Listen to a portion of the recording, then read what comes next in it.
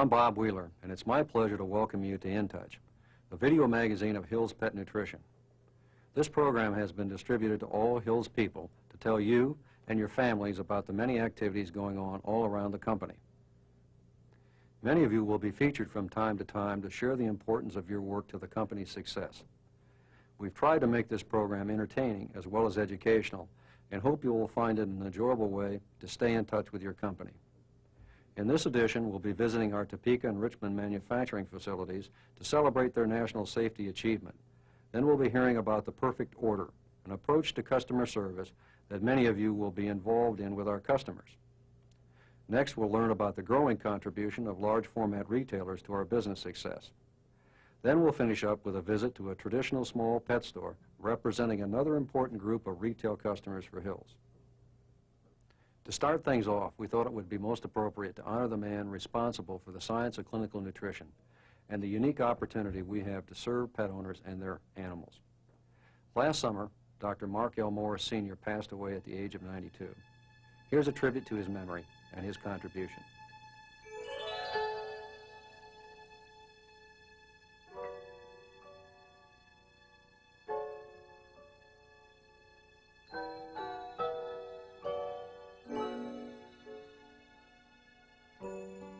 To the children, to those in need, to all who have a true love and affection for animals, we hold a place in our hearts and homes for these, the special ones of God's creatures. They bring us happiness and serve our needs. And in return, we protect them and keep them healthy. We take care of the animals that mean so much to our lives. That as we go about the task of choosing nutrition and caregivers and providing cures for ills, few people realize the impact of a single man on our lives, an extraordinary man of vision.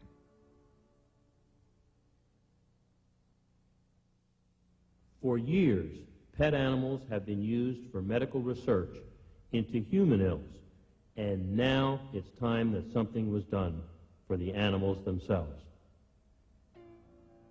These were the words that drove the life of this remarkable man. Dr. Mark L. Morris spoke those words over and over again throughout his life. He not only spoke them, he lived them.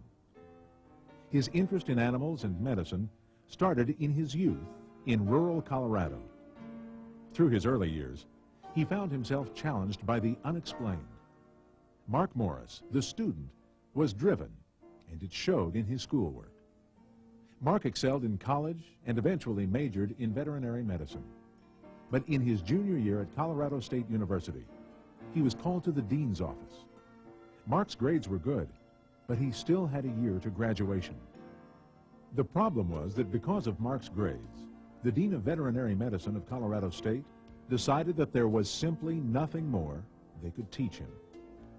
In an unprecedented move, the dean arranged a scholarship for Mark to complete his studies at Cornell University.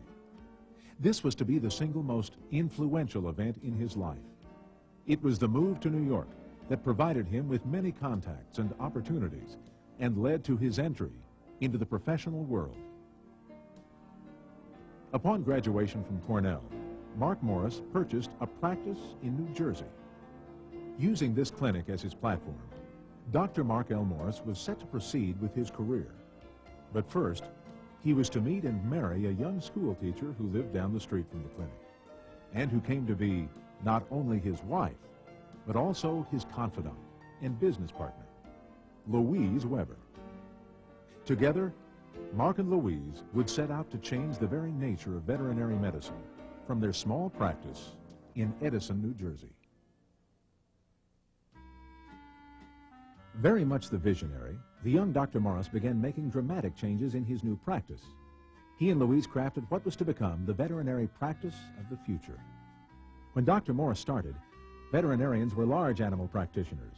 They spent their time on the road making rounds and returned to dingy basement or garage offices. Dr. Morris took the bold step of changing his to a small animal practice. People brought their pets to the clinic. Louise designed and outfitted a pleasant room for those waiting to see the doctor. Most veterinarians of the day simply guessed at their diagnosis. But Dr. Morris added a clinical laboratory so he could evaluate blood, urine, and fecal samples to more accurately determine the actual cause of an animal's problems. Finally, in his boldest step, Dr. Morris designed and built a special building specifically for the purpose of operating as a small animal hospital. The Raritan Hospital for Animals was only the second such facility in the world. Today's modern clinics and hospitals incorporate the concepts first put into place by Dr. Morris in 1929. The on-site clinical lab proved to be crucial to Dr. Morris's work. Through his lab work, Dr. Morris linked the symptom of insatiable thirst in dogs to kidney failure and traced the problem to canned pet foods. He discovered that consumption of these foods, which were nothing more than canned slaughterhouse waste, were responsible for the symptoms he observed in his patients. He developed a treatment, a special formula he called Raritan Ration C, designed to take the stress off the kidneys and allow them to function again. His reputation for clinically diagnosing problems brought him notoriety as a speaker and writer. Many of his findings and text became Bibles of information to the growing number of small animal veterinarians across America. He was a founder and first president of the American Animal Hospital Association and later served as president of the American Veterinary Medical Association. Through AAHA, Dr. Morris spearheaded a drive to form a committee to establish nutritional standards for pet foods, the seal of approval. This seal became the basis for what today are the AAFCO standards, which all pet foods must meet in order to be sold in the United States. In 1939, another twist of fate was to have a dramatic impact on Dr. Morris. He was asked to attend a luncheon where he met a blind man, the ambassador for the Seeing Eye movement in America, Morris Frank. After the luncheon, Mr. Frank asked Dr. Morris to examine his seeing eye dog, Buddy, whom he sensed was ill. Dr. Morris diagnosed Buddy's problem as kidney failure, and he immediately put the dog on his Raritan Ration C. Soon Buddy was back to her normal self, but she would have to continue to eat the special food to stay healthy. Unfortunately for Morris Frank, Ration C required that a small portion of fat and fresh meat be added. For a blind man on the road, this became very difficult to accomplish. So Mr. Frank asked the Morrises to prepare a complete diet in a can. The U.S. was fully involved in World War II at this time, and tin cans were commercially unavailable. So Louise cooked and packed the diet in glass jars in her kitchen. But in transit to Morris Frank, the jars broke and the food spoiled. Morris Frank used his friendship with the president of a national can company to have 10,000 empty cans and a small hand canning machine delivered to the Raritan Hospital, and Raritan Ration C became a canned product. It was through Morris Frank's persistence in getting a canned food to feed his guide dog that Dr. Morris developed and canned the new formula he called Prescription Diet KD. The canned food became so popular with Mr. Frank and practicing veterinary colleagues that Louise could not keep up with the demand. This supply problem led to a contract with the Hill Packing Company of Topeka, Kansas, to manufacture and distribute this new food to practicing veterinarians. Dr. Morris saw in this food for sick dogs a potential that no one else saw. In his contract with Hills, he stipulated that a half-cent per can would go to an organization he wanted to establish, the Buddy Foundation, named for Morris Frank's companion. The Buddy Foundation was to fund health studies at universities for companion animals, something that Dr. Morris had wished for as a student throughout his college years. The monies collected from the early sales of KD and other prescription diet brand products not only funded health studies, but also established an endowment fund for what was renamed the Morris Animal Foundation and has become the largest private nonprofit charity dedicated to animal health in the U.S. The result of the good work of the Morris Animal Foundation have led to discoveries in many important areas, and hundreds of Morris Animal Foundation fellows that staff the faculties of veterinary colleges around the world have been able to solve companion health problems through projects funded by the Morris Animal Foundation. As we look back and honor the contributions that Dr. Mark L. Morris has made to the lives of people and their companion animals, we should stop and appreciate the state of the modern veterinary profession, nutrition, and animal research that is the result of the efforts of a single man. A man who dedicated his life to the animals that mean so much to our lives. An extraordinary man of vision.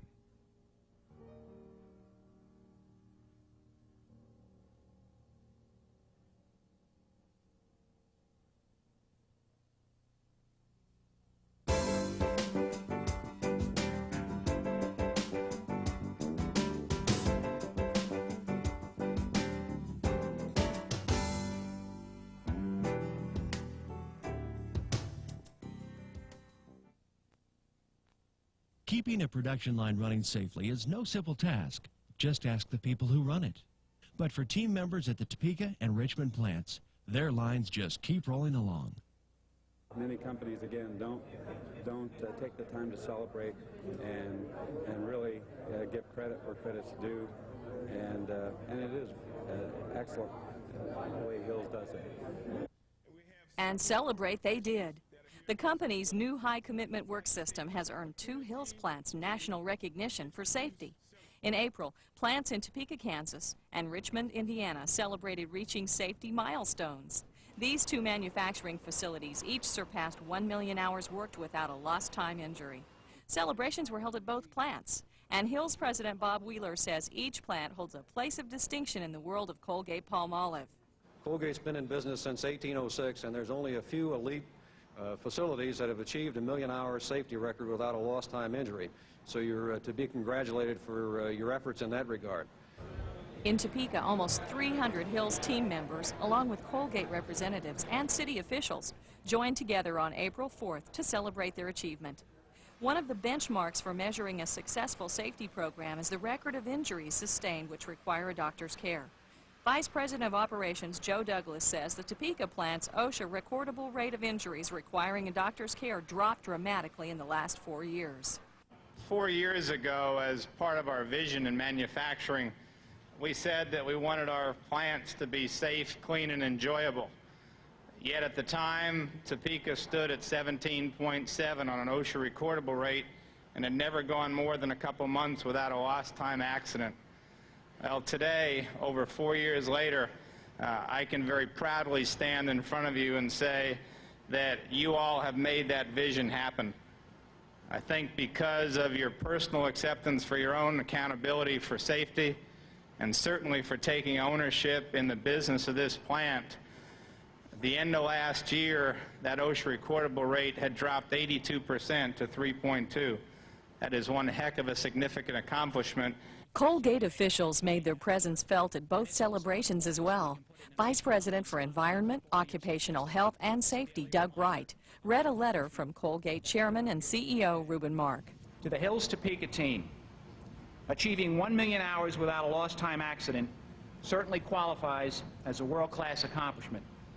Congratulations to the entire Hills Topeka team on achieving this remarkable milestone. Only a small and elite group of Colgate facilities from around the world has been able to achieve this outstanding level of performance. Operating our plants in a safe and injury-free manner is an integral part of our corporate vision to become the best, truly global consumer products company. Thanks for helping us to lead the way. Everyone should be looking forward to your next level of achievement, hopefully 2 million hours without a lost time accident. I know that we can count on you. Sincerely, Reuben Mark. Congratulations, everybody.